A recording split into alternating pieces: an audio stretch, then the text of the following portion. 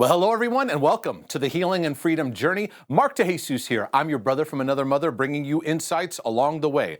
I'm all about mental, emotional, and relationship health, and if you are too, you have arrived at a great place. Today, what I want to do is talk to you about the gentle redirect.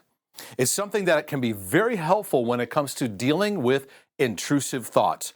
And those of you that are listening on audio, you may want to jump over to video to look at the whiteboard and kind of see as I walk through this how it can help you and how you relate to your thoughts, because it will not only help you deal with intrusive thoughts, it's also going to help you to relate to your thoughts in a much more fruitful and much more empowering way. Because what intrusive thoughts do is they jump into the lane of our thinking. They're intrusive, they're unwanted, they invade by their very nature. And what they invade is our focus. And so this line right here, going from the bottom up, this arrow that I've drawn here is talking about your focus, your path in your daily life. And many of you know when it comes to mental health, what you focus on, how you focus on it is very, very important. Intrusive thoughts come in, they take you out of your focus into an alternate focus. How? By creating a sense of obsession. And when I use this word obsession, I'm not talking about, I'm obsessed about this pizza that I love, about immersing yourself in some kind of adoration for something. We're talking about obsession. We're talking about a sense of disturbance. And the disturbance is created by a presence of doubt, the presence of fear, that includes anxiety, worry, panic, anything else under that list, as well as guilt. Those three areas are often utilized to create this obsessive disturbance in your thinking. So the thought enters in this upheaval, like this roller coaster that goes up in your thoughts. There is this triggering to your alarm system. Now, it's a false trigger. Your alarm system's been hijacked to tell you this is something you must pay attention to, you must do something about. So it leads you into some kind of activity, either in your head or in some kind of action that you do that becomes your compulsion. Okay? And as you can see, we're now starting a loop. We're starting to engage a spiral here. We don't always know that at first, because the compulsion is just our way of trying to make ourselves feel better, to neutralize this subject that has really disturbed us, because the content of it especially has got a hook on us. And so now we feel like we need to do something to solve it. Now, many times what takes place, especially in the early stages, is when we do the compulsion, we may find a momentary sense of relief. And I put that with question marks because it's like, is it really relief? Because this sense of like, of trying to feel better is actually a trap. And the trap is actually pulling us back into this cycle so that when the intrusive thought shows up again, we go into this cycle. We go into this loop. And next thing you know, this thing is growing, it's growing, it's growing, it's growing. We keep cycling it. And we find ourselves lost in what? The content of this thought pattern. And it just keeps growing and growing and growing. What's growing? It's growing because it's being stimulated. We're afraid of it. And we're now, when you do an obsession and a compulsion, it's now telling your inner alarm system, this thought must be paid attention to. We must react to it in this way, and makes the power of it grow. So if you know anything about dealing with intrusive thoughts or dealing with OCD, you learn what your obsessions are, you learn what your compulsions are, the things that you do to try to neutralize them to make yourself feel better. And what you learn over time is you're going to learn, I've got to starve the compulsion. I've got to eliminate my compulsive behavior. And oftentimes what happens is when you starve your compulsion, your anxiety at first goes up. The guilt goes up. The doubt increases. And you think, I've done something wrong.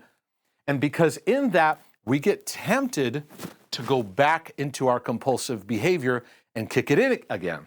What we have to realize, though, is OCD, intrusive thoughts, are grand distractors. They take us out of our focus here, and they get us into an alternate focus. And the way I can describe this is like you're almost living in like an altered world of perception, because it convinces you over time that you need to pay attention to this, you need to do something about this. Many times in my journey, I felt like I could see people, but there was a plexiglass wall on my chest that didn't allow me to feel fully present with them. It's because I was taken out of my focus. It was robbed.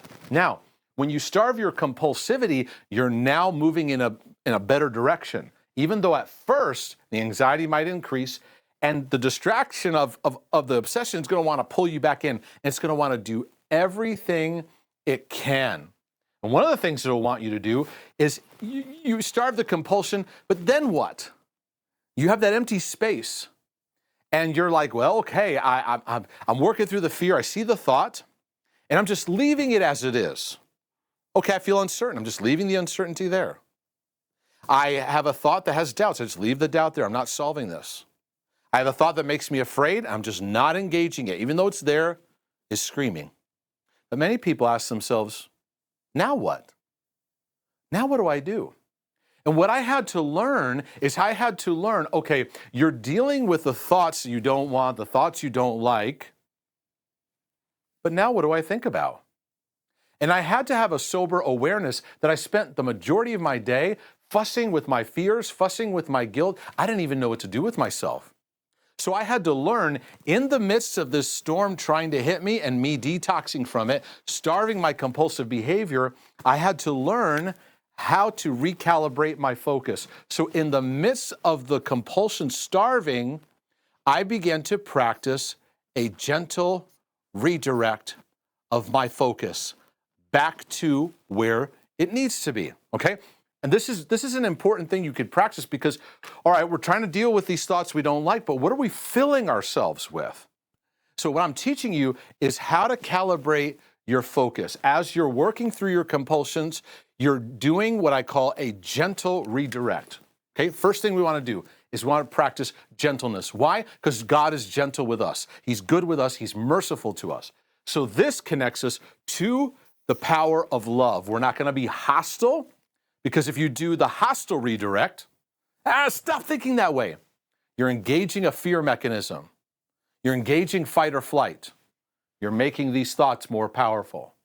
No, what you're wanting to do is you're wanting to overcome fear with the power of practicing love. And many of you need to practice gentleness, kindness, love towards yourself and your thoughts. So the gentle redirect, when you catch yourself going up into this cycle, you interrupt it. Nope, we're not doing that. And you're gently bringing your focus back. Hey, it's all right. It's all right. Bring it back over here.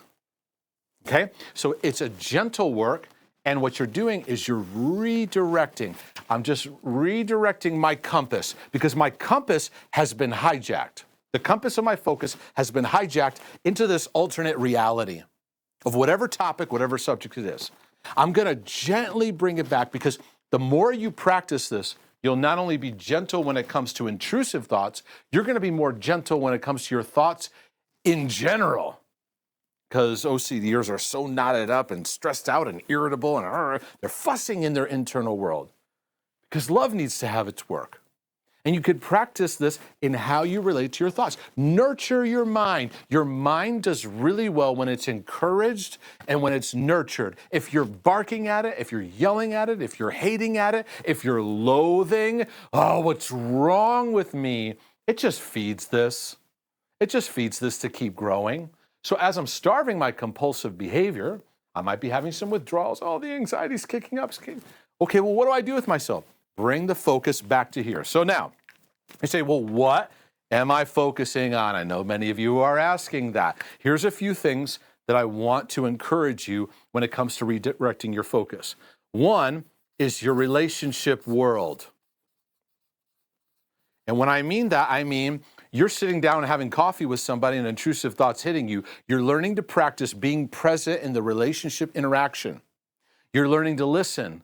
You're learning to empathize with the other person. You're getting out of your head and getting into their world so that you're connecting, you're giving this whole subject a halt because you're paying attention now to what they're saying. I learned a lot over years of my life of learning to be present with somebody. And what's beautiful about this is as I kept practicing this, the power of my focus got stronger and stronger. So I'm thankful that today, if I sit down and meet with somebody, I can be locked in with them, listening to them, being present there in the moment, engaging in that conversation. I can be writing or spending time in research and be locked in. Whereas I know for many years of times of just being pulled into this, and it would take me out of my day, take me out of my routine, take me out of things because those thoughts would hold me and hold my emotional world. So you have to learn to be present in relationship interaction so that you learn to get out of your head and get into someone else and get into someone else's life and their journey, and it also helps you connect from your heart. The other thing I'm doing, and I mentioned this already, is I'm learning to be present. Learning to be present in the moment. OCD wants to take you out of the present, send you into the future, send you into the past in a fearful, doom and gloom kind of way. And it doesn't want you to just be here and capture the moment. This takes practice, folks. It takes practice to go, nope, I'm not going to do this. For example, you're with a friend relationship and you feel the urge to bring up your obsession of what you're struggling with. And many of you, when you're interacting with your friends, you need to learn how to not talk about your spinnies, how to not talk about those things you're struggling with. Oh, I'm having a bad day, or all those kinds of things of just, and you know, oh, well, but I'm faking it, all these things. No. Practicing. You're practicing being present. And what you want to do is turn your focus to next step. I've learned in my life it is so powerful to just go, what's the next step I'm going to take? Not be overwhelmed with the journey. I'm going to be struggling with this for the rest of my life. All these things that we battle. What's my next step here? You know what? I'm going to go, I need to take a walk right now because that's the next thing to do. You know what? I have this report I'm working on. I'm going to do that. I'm going to gently redirect my focus. Yeah, I see that thought. I see what you're saying, but that's not where I'm putting my focus right now. Because the beauty of doing that now causes you to take steps forward. You start taking one step at a time, forward momentum. It's like the person that battles with scrupulosity, salvation, OCD. And whether they're saved or not, and they've done the loops and loops and loops and loops over and over and over again. And they have to starve that compulsion and go, you know what? I'm gently redirecting my focus because that matches God's loving perspective to me, and I'm going to take steps forward in my journey. And this takes practice. Now, what happens, though, is we get caught in the compulsive behavior, don't we? Because when we leave this, it wants to pull us back. And one of the things it'll do is it will want you to do checking. I'm redoing my focus, but I don't know, am I still good? And you compulsively check your feelings. Am I doing okay? Am I doing good? And the call is gently keep your head up, keep your eyes forward, and keep moving forward. Keep moving forward. You were not designed to stare in your rearview mirror. It's there. It's there for its purpose, but it's not there to stare at. So the gentle redirect nurtures you, nurtures your focus. It nurtures what you spend your time filling yourself with. Because what we're learning to do is we're learning to connect ourselves to the beauty of relationship, and Relationship Avenue is where we practice our healing. If this has been a help to your life and your journey, get a copy of the OCD Healing Journey, because I talk about this concept and many others when it comes to battling intrusive thoughts in the many forms that they arrive in people's thinking. So do me a favor and check that out, get a copy of that. But let me know which aspect of this helped you today. Lord willing, the creek don't rise. I'll be back with more insights for your healing and freedom journey. But in the meantime, I'm out.